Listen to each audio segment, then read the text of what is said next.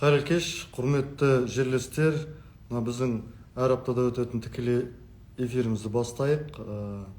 Енді мына қаламыздағы эпидемиялық жағдайды айта кетсек, бүгінгі күнде 5159 адам тіркеліп отыр.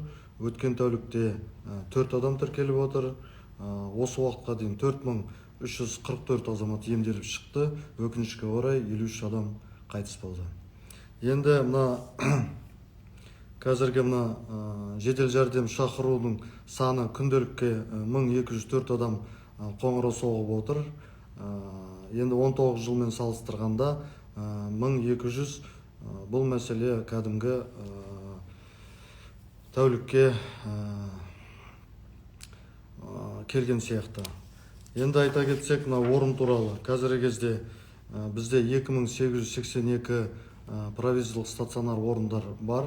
Бүгінгі 300 адам емделіп жатыр, толымы 10% болып отыр. Енді 300 адамның ішіндегі 272 адам бұл пневмониямен тіркелген азаматтар, 25-і COVID-19 бен 3 азамат бұл желімен емделіп жатыр. Бізде әлі 211 бригада, мобильдік бригада жұмыс жасап жатыр. Бүгінгі тәулікке 282 адамды үймен үйін аралап өтініш бола қарап жатыр. Бүгінгі тәулікке 24355 науқасты мобильный группа қарап шыққан. Добрый вечер, дорогие земляки. Мы начнем прямой эфир, недельный прямой эфир. Если доложиться об эпидемической ситуации в городе Шымкент, на сегодняшний день зарегистрировано 5159 человек COVID-19. За последние сутки 4 человека зарегистрировались COVID-19. На сегодняшний день вылечено 4344 человека. К сожалению, 53 человека умерло. На сегодняшний день зафиксировано снижение вызова скорой помощи. Если сказать, на 21 число у нас вызовы скорой помощи сегодня было 1204. Если сравнить с 2019 годом, то в этот же день был обращено скорой помощи 1200. Если перейдем на занятость стационарных коек, на сегодняшний день у нас действует 2882 стационарных коек.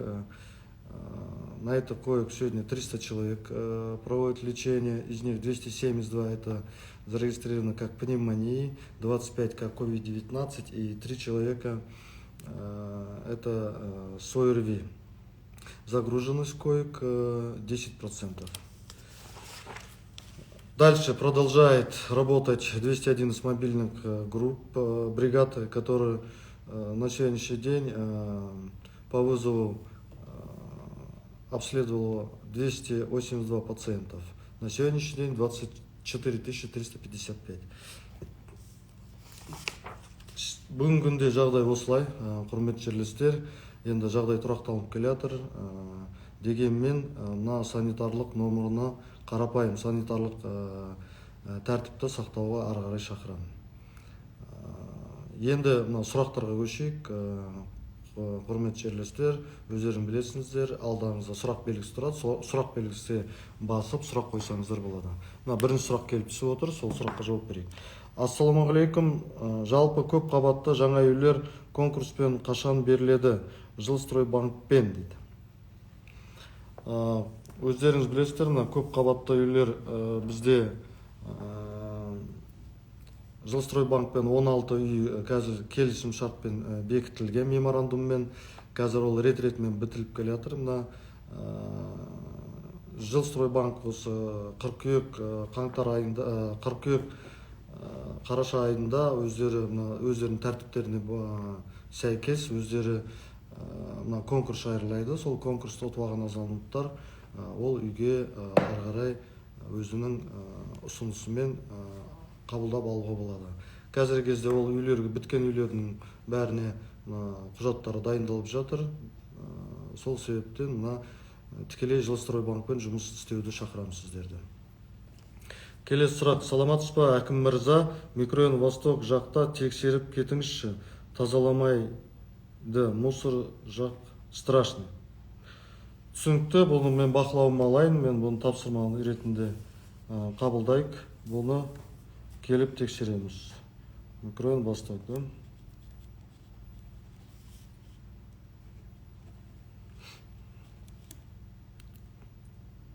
Келесі сұрақ. Когда откроется ярмарка? Насчет ярмарки мы еще решение не приняли. Сейчас мы наблюдаем эпидемические ситуации. Если будет дальше улучшаться или в таком состоянии, будет рассматриваться на территориальной комиссии. До сегодняшнего дня продолжается все равно регистрироваться COVID-19. Мы боимся, что несоблюдение этих требований может обратно произойти вспышка. В этой связи мы ожидаем, если в течение еще недели, вот неделя прошел, у нас стабильно идет, максимум 7 человек было зарегистрировано на этой неделе, 2 дня назад даже был 0 зарегистрировано, сегодня обратно 4. В случае, если будет дальнейшее снижение, этот вопрос поставим на обсуждение. Спасибо. Әкім мырза, биыл күзде үй бересіңдер ма? Многодетныйларға рахмет алдын ала. Биыл күзде үйлерді береміз. Қазір үйлердің құрылыстары жүріп жатыр. Аяқталған кезде мына күзде қараша айында аяқталу керек. Одан басқа мына құжаттарын дайындау керек. Үй біткенмен кейбір құжаттар дайын емес. Құжаттардың бәрін рәсімдегеннен кейін бұл біз тәртіппен мына тізім бойынша үйлер береміз. Биыл бұл бағытта 315 көпбалалы аналарға 315 қателеспесем сол үй берілу керек. Рахмет. Ассалаумағалейкум, Мұрат аға. Қазығұрт Мөлдек ауданымен жаңа автобустар жүре ме? Және қашан? Қазірде бізде келісім шарт бойынша биыл Шымкент қаласына жаңа газбен жүретін 590 жаңа автобустар келеді. Қазіргі кезде рет-ретімен келіп жатыр. Дегенмен мына үлкен мәселе, бұл мына пандемия кейбір мәселелер тоқтап тастады. Мына завод сәл кешіктіріп алып келе жатыр. Бұдан басқа бұл газбен жүретін бізде қазіргі кезде қалада бірақ газбен қамтамасыз ететін заправкамыз бар.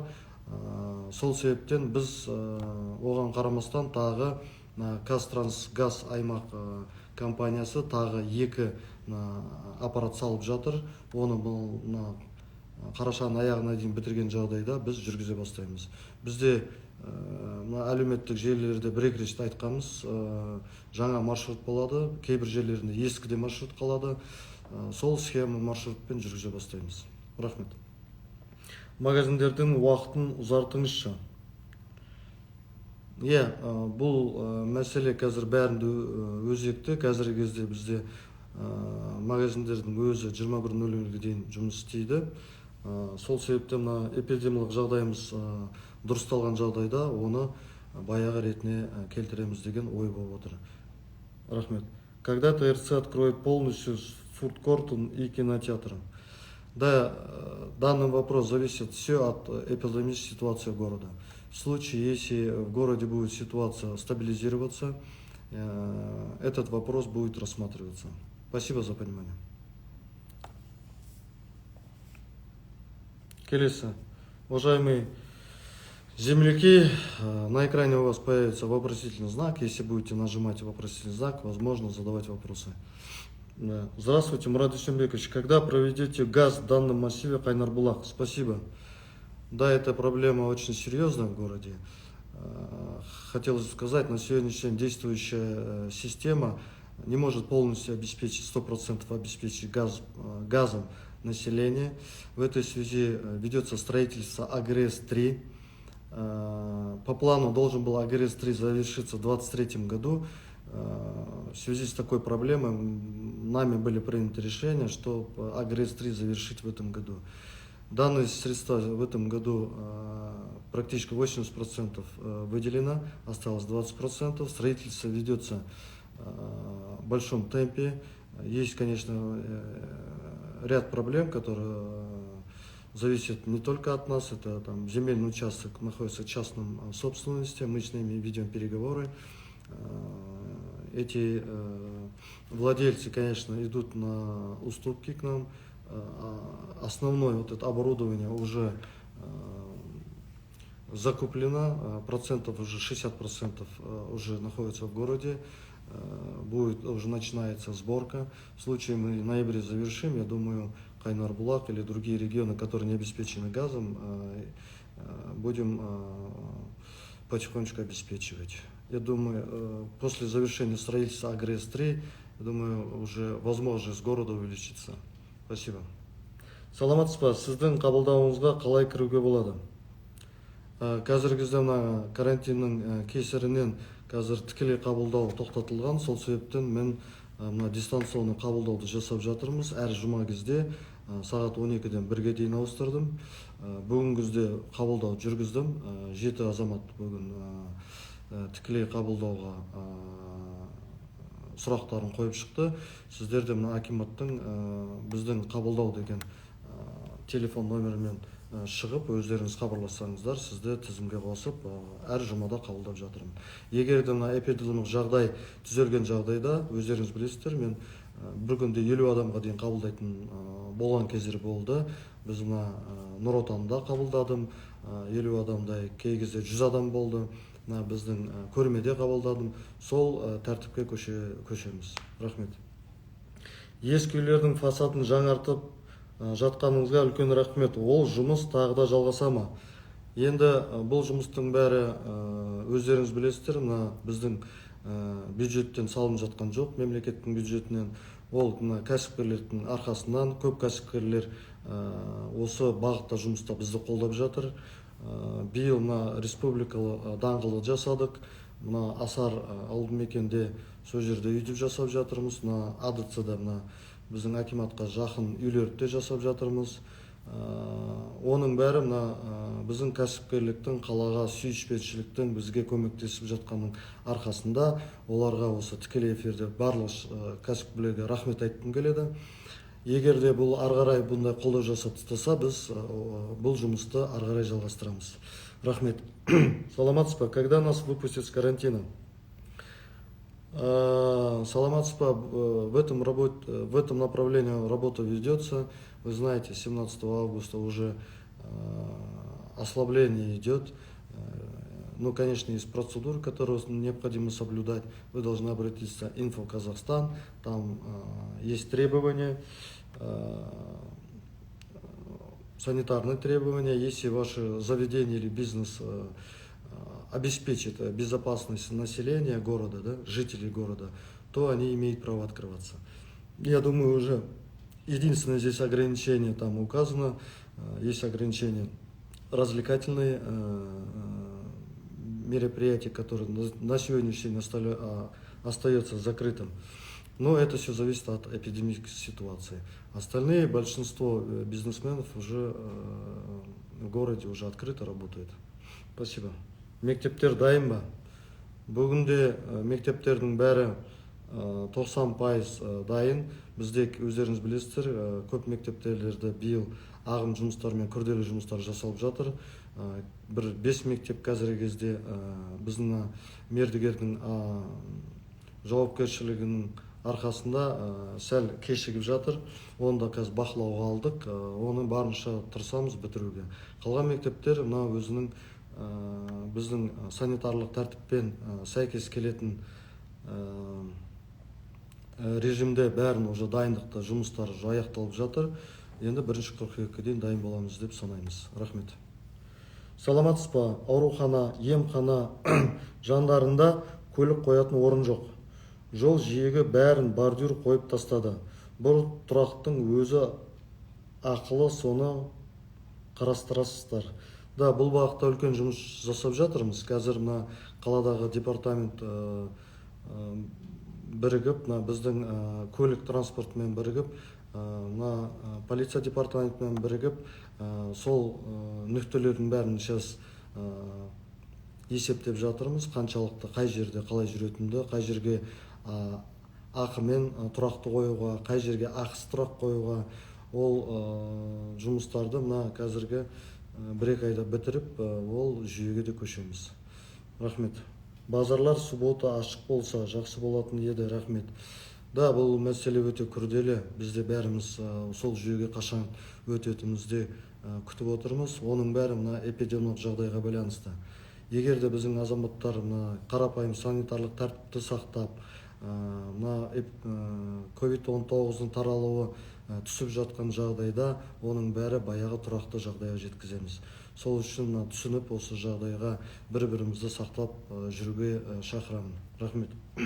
Уважаемый Аким, избавьтесь от разборок и драк жителей домов. Воют 2 компании по уборке мусора. Да, в этом вопросе я в курсе, мы отрабатываем. Компания, конечно, идет конкуренция большая.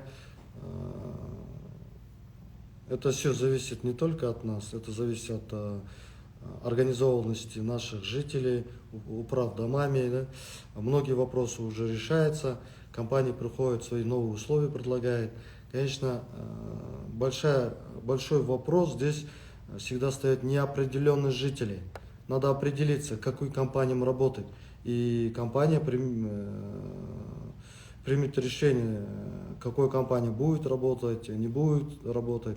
Это решение принимается жителями домов и компанией. Если вы быстрее примете решение, что хотите с этой компанией работать или с другой компанией, я тогда думаю этот вопрос решить. Много вопросов их конкуренции, это неопределенность.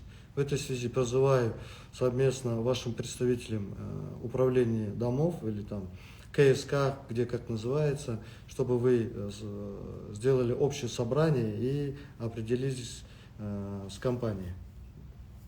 Спасибо. Почему сужают дороги, когда растет численность народа? На самом деле сужения дорог нету. Это на сегодняшний день это геймплан города, который действительно выстроился таким образом, где возможно увеличиться, мы в этом направлении работаем. Конечно, любой мегаполис всегда должен обеспечить в первую очередь не транспортному передвижению, а передвижению жителей, пешеходному передвижению. Максимально должны обеспечить пешеходный, велосипедистам в этом направлении. Где новым направлением города, конечно, сразу устраиваются широкополосные дороги, 3-полосные, 2-полосные. В этом направлении мы работаем. Спасибо. Бюджеттің жетіспеушілігі кризис барысында туындап отыр ма? Бюджет бұндай мегаполисқа ешқашан жетіспейді. Оны түсіну керек. Дегенмен қаланың өсуі өте тез болып жатыр. Бұған енді инфрақұрылым артынан үлгермей жатыр. Сол себептен бюджеттің ары қарай көбеюіне біз жан-жақты жұмыс жасап жатырмыз. Бірінші мәселе бізде инвесторлар тарту, салықты көбейту, инвесторлармен жан-жақты жұмыс істеп жатырмыз. Біздің қаламызда көп инвесторлар келсін деп әр іс-шаралар болып жатыр. Енді қалай айтсақ, енді бюджеттің жетіспеуін енді баршалықты жан-жақты бір көрпешені екі жаққа тартып жатырмыз. Дегенмен өздеріңіз білесіздер, енді 19 жылда 239 миллиард болса қалада, бюджетіміз қазір 457 болды. Екі есе көбейіп, қалада көп жұмыстар жасалып жатыр. Жол ғана емес, инфрақұрылымды көбейтіп жатырмыз, мектептерде күрделі ағым жұмыс жасап жатырмыз. Спортта да жасап жатырмыз, біздің ауруханаларда үлкен жұмыстар жасап жатырмыз. Енді фосфорда күрделі кезінде 14 жылдан жасалмаған, кейбір жерлерде 10 жылдан жасалмаған жұмыстарды биыл бастап жан-жақты сол бюджетті қолданып жатырмыз. Здравствуйте, тойханы примерно в каком году откроют, не знаете? Конечно, точно, как говорится, прогноз это неблагодарное дело, да? Но, тем не менее, это все зависит от эпидемической ситуации. Как эпидситуация будет улучшаться, мы в этом направлении, конечно, будем сразу принимать решения. На сегодняшний день, конечно, не позволяет открыть тойханы, массовые мероприятия, где будет, я думаю, надо чуть выдержать. Если ситуация будет улучшаться, мы сразу же откроем. Спасибо. COVID-19 күзгі толқынға дайындық қалай жүріп жатыр? Дұрыс айтасыз, қазір күздік дайындық бұл біз ковидке бағыттап отқан жоқпыз. Біз әр жылда өзіміз осы күзгі уақытта грипп сезоны болады. Сонымен қоса біздің ковид, пневмония қосылып кете ма деген өзіміз жоспарлап отырмыз. Сол себептен қазір үлкен дайындық жұмыстары жүріп жатыр. Біздегі мына үлкен ауруханалардың бәрін өзінің тәртібіне келтіріп жатырмыз. Мына фосфордағы бізде ескі фосфор аурухана деген бұл екінші біздің ауруханамыз. Мына халықтың сөзінде фосфорный больница дейді ғой. Соны үлкен күрделі жұмыс жүріп жатыр. Сол жерге біз ковид центр сияқты, инфекционный центр сияқты бір 500 орындай ашамыз. Оған қарамастан біз қазір кислородный нүктелердің бәрін жасап жатырмыз. Мына ИВЛ сатып алып жатырмыз, мына КТ салып жатырмыз. Мына қазір дәрігерлердің бәрін біздегі мына академиямен бірігіп оқыту жұмыстарын жасап жатырмыз. Мына дәрі-дәрмек резерв ретінде салып жатырмыз. Сейіз киетін қолғап бәрін жатырмыз. Қазіргі кезде көп дәрігерлерді демалысқа жіберіп жатырмыз, өйткені дайындық болсын деп. Жұмыс күнмен түнмен жүріп жатыр бұл бағытта. Сол біз мына COVID-19 күзгі біздің сезонда бізде шілде айында 4000 орынға жеткізсек, біз 5000-нан 6000-ға жеткіземіз деген жоспар құрып жатырмыз. Оған қарамастан біз оны керекті ковид монитор, ИВЛ бәрі керек нәрсенің бәрін қазір арнайы жергілікті бюджеттен көп жұмыстарды қысқартып, сол бағытқа бұрып, сол жұмыстарды жалғастырып жатырмыз. Что скажете насчет дистанционного обучения и до какого числа оно продлится? Но дистанционное обучение, если летний период у нас прошло, вначале, конечно, было сложно, и родителям, и преподавателям уже определенный есть опыт, это видно уже, как мы завершали. Сейчас уже подготовка была. Весь летний период каникул мы готовились к этому дистанционному обучению. Ну, сейчас я уже много школ уже объездил, я думаю, готовность уже есть. Конечно, кроме того, мы обеспечили дежурные классы, там будет уже обучаться, это начальные классы. Если в случае будет улучшение, будет обсуждено на межведомственной комиссии республиканской и совместно с Министерством образования.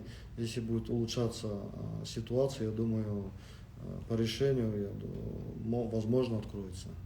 Но все зависит только от нас. Если мы будем соблюдать все требования, указанные нашим главным санитарным врачом, если будем соблюдать требования, которые элементарные, одевать маски, не собираться, где много собирается, не проводить мероприятия дома, не распространять вирус среди друзей, семей, я думаю, ситуация улучшится. В этом случае, конечно, решение будет принято мгновенно. Спасибо. Көшелерді жөндеу жұмыстары қашан тоқтатылады? Жұмыстар рет-ретімен тоқталып жатыр. Бітіргенмен жолдарды, если сәйкес келіп жатқан кезде біз қабылдап жатырмыз. Енді қазір сіздер шыдамшылық керек. Сол себептен біз ең аяғы бұл қараша айы болады. Өйткені ол кезде уже жол бітпейді. Қазір уже 70% жолдардың бәрі бітіп жатыр. Сол себептен сәл күтуді сұраймын. Рахмет. Ассалаумағалейкум, Мұрат аға. Көпшілікті қазір мазалап жүрген сұрақ. Қалада түнгі уақытта неге сасық сасық иіс бар деген сөз ғой. Иә, енді біздің тапсырма бойынша мына қаладағы эколог департаментпен бірігіп мына біздің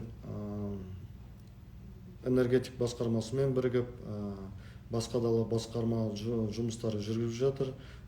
Көп қазіргі кәсіпкерлер заводтардың бәрін тексеріп шықты. Сәйкес келмегендердің бәріне қазір хат беріп, жолда беріп, оның бәрін түзетуге уақыт берді. Қаладағы енді көп жерлерде өздеріңіз байқаған шығарсыздар, иіс жоқ, аралап шықтық.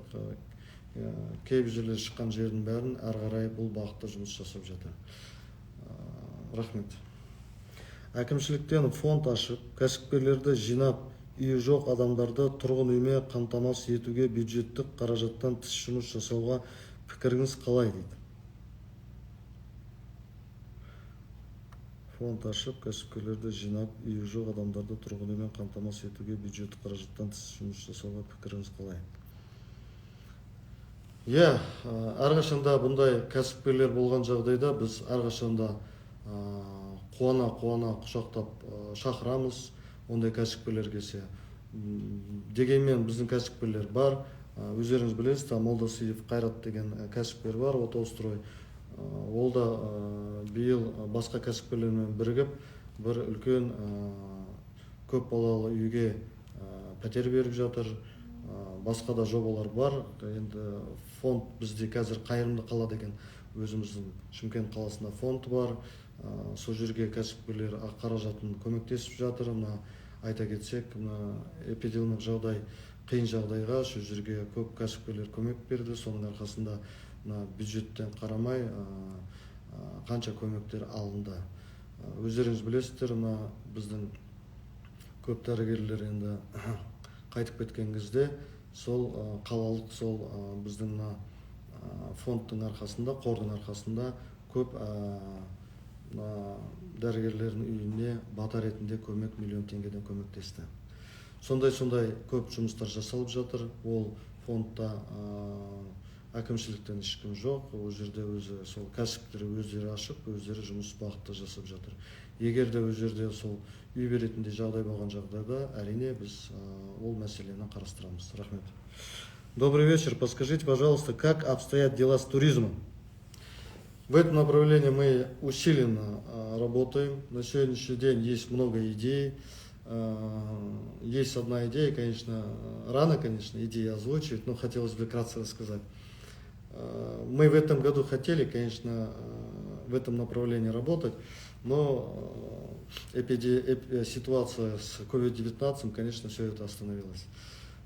Есть такая идея, что, вы знаете, по республике, конечно, во время Наурыза единственный город, который, Алмата есть, конечно, Туркестан есть, но такой инфраструктурой, теплый сезон это в городе Шымкенте. В этой связи мы поговорили с авиакомпаниями. На сегодняшний день на этот зов пришел компания «Скат» и «Флайер Арстан». Эти компании сейчас направили прямые рейсы через города, северные города республики. Это Костанай, это Петропавловск, Павлодар, Көкшетау и так далее. Да? И мы хотим именно во время Науруза, потому что эти дни у нас праздничные каникулы, дни там доходят до 5 дней, чтобы прилетели в город Шымкент, это там здесь тепло, конечно, после таких холодов у нас в этот период, конечно, будет уже тюльпаны уже ближе расцветать. И в этот день, вот эти 5 дней мы хотим организовать мероприятия. Такие мероприятия в Европе есть, когда, помните, пивное мероприятие в Германии, там, Бразилии есть, и такой у нас есть уже традиционный, как оказалось, воздушные шары и так далее. И таких увеличенных мероприятий у нас и культурные есть, сколько есть театров и вечерние концерты. Но что говорит о ресторанах, у нас, я считаю, один из лучших восточных кухней, которая любому северянину понравится, наша кухня, гостиницы позволяет. И вот этим теплой погодой туристов, конечно, внутренних туристов затягивает в город. и есть майские мероприятия. Я думаю, большой уклон сделать в этот период. Ну и дальше есть другие развития. Мы сейчас всех QR-коды ставим, есть туристические киоски устанавливаем. У нас строится вот цитадель, есть у нас достопримечательности, которые действующие.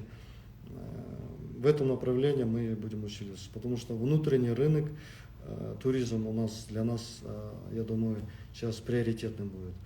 Но благодаря у нас соседству Туркестанской области, где есть Туркестан, есть горы и так далее, я думаю, легко это сделать. Ну, начинание так. Я думаю, дальше будем думать о направлении туризма. Будем, соответственно, шаг за шагом усиливать это направление. Спасибо. Мурат Дүйсенбекович, расскажите, пожалуйста, про обеспечение интернетом в преддверии дистанционного обучения. Спасибо за обратную связь. В этом направлении мы уже неоднократно говорили. Сейчас главная задача установок мобильных вышек. В этом направлении сейчас совместно с операторами мобильной связи вырабатываем большую работу. Сейчас определили 11 точек. Инвесторы нашли, которые будут ставить вышки, аппаратуры мобильных операторов есть. Где, конечно, нету доступности интернета. Вот мне сегодня отчет дали, мы сейчас в этом направлении тоже работаем. Но, наверное, конечно, очень сложно все обеспечить. Надо чуть терпения, мы шаг за шагом в этом направлении вырабатываем. Спасибо. Да, уважаемые земляки, құрметті жерлестер, енді тағы бір сұрақты берсеңіздер, осымен тікелей эфирді аяқтасақ, уақытта келіп қапты. Здравствуйте, что будет с универсами? Это университеты, наверное, да? Если универсами или универсам. Ладно, университетами, я думаю, я правильно отвечу. Университеты будут работать дистанционно. Опыт студентов есть, я думаю, возможность тоже есть. Студенты уже привыкли к этому обучению, я думаю, будут с пониманием отнестись. Если эпидситуация у нас улучшится, я думаю, тоже возможно переведем на офлайн. Ну, я думаю, чуть потерпеть надо.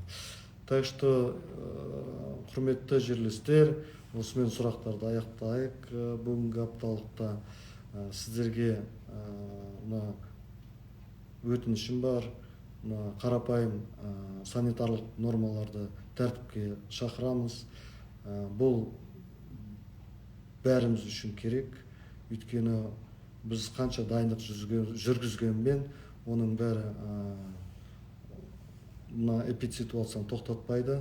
Сол себептен біздің ауруханаларды дайындап жатырмыз, ИВЛ сатып алып жатырмыз, кислородный нүктелердің бәрін жасап жатырмыз. Оның бәрі дегенмен 30% көмек береді. 70% ол біздің қала тұрғындардың тәртіп сақтауына байланысты. Сол себептен бәріміз өздеріңіз білесіздер, шілде уақытында қандай жағдай болғанын көпшілікті сенбей, ковид деген нәрсе жоқ, ол өтірік нәрсе деп жүрген кезде мынандай жағдай болып қалды. Сол себептен мен ойлаймын, бәріміз бірігіп осы санитарлық тәртіп сақтаған жағдайда бұны бәріміз ковидті тез арада жеңеміз. Қазір түсіп жатқан жағдайды біз сіздердің арқаңызда деп санаймыз. Дегенмен сіздердің арқаңызда бәрі көбісі ойланып, көбісі жағдайдың бәрін түсініп, бетперде киіп қалада жүрсеңіз, көбісі санитарлық норманы сақтап, көп жиналған жерлерге бармай, азаматтар уже бір-біріне ескерту беріп, жан-жақ жұмыстар жасап жатыр. Оны үлкен алғыс айтамын сондай азаматтарға, еріктілерге айтамын, еріктілер жан-жақтан бізбен бірігіп көп азаматтарға бетперде тарқатып жүр. Ол бетпердені көбісі тарқатқан себебі бұл біздің қала тұрғындарды қарапайым санитарлық норманы шақыруға таратып жатыр. Мына жерінде мен қаланы жақсы көрем деген сөздің өзінде бұл қаланы ғана емес, қалада тұрған азаматтардың бәрін жақсы көреміз деген сөздердің бірі. Сол себептен сіздерге денсаулық, аманшылықта кездесейік, алдымызда үлкен жоспарлар бар, алдымызда қойылған мемлекет басшысының тапсырмасы көп. Соны орындап, қаламызды көркейтіп, жарқыратып, болашақта аманшылықта кездестейік. Сау болыңыздар. Рахмет.